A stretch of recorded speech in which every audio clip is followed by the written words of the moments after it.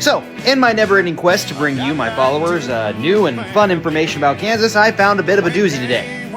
A bunch of vegetarians obsessed with octagons settling in territorial Kansas. Buckle up, this one's fun. So, vegetarianism has fallen in and out of favor throughout the history of the world.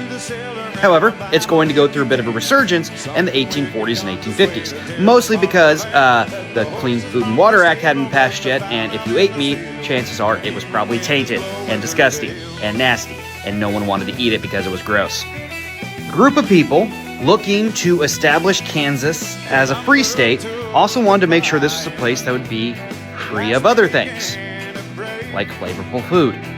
A decision was made that they were going to establish a colony just south of where modern-day Humboldt is on the Neosho River that was going to be dedicated to the principles of vegetarianism. Also, they brought with them a new design that was developed by a phrenologist. You know, the guys who measures heads to see how smart you are? Yeah. He also said that part of the problem with modern society was our homes were constructed in a poor way, and that all homes should be constructed in an octagon. Not the USC octagon, like a literal, like you have an octagon layout for your homes, barns, and everything else. They even took it a step further. They decided the city would be laid out in an octagon itself, so that everyone would be radiating out from the middle of it, and everyone would have an equal share in the town, which overall sounds like a great idea.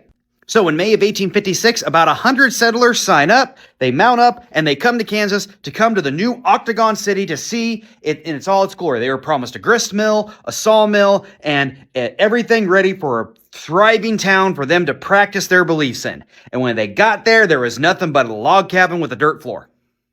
Some of them, seeing the lack of anything and knowing the harsh Kansas winter was coming, border ruffians and bushwhackers were coming over, they just decided to say, you know what, no thank you, and they pieced out of there.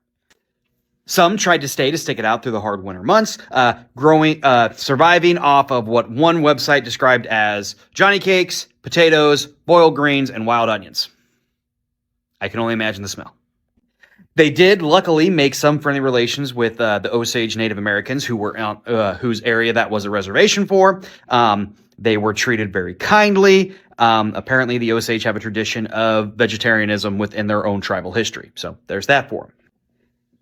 They're later going to abandon the Octagon City and kind of disperse elsewhere. A large portion of them still stay in the state. Some of them actually join up with John Brown's and start raiding with John Brown as part of his abolitionist cause. Others join the United States Army during the Civil War. The historical marker that marked it is now residing in the museum at St. Paul, and that's pretty much all the traces that are left of the Octagon City. So there you go. Crazy vegetarians and octagons. Have a good day. Peace.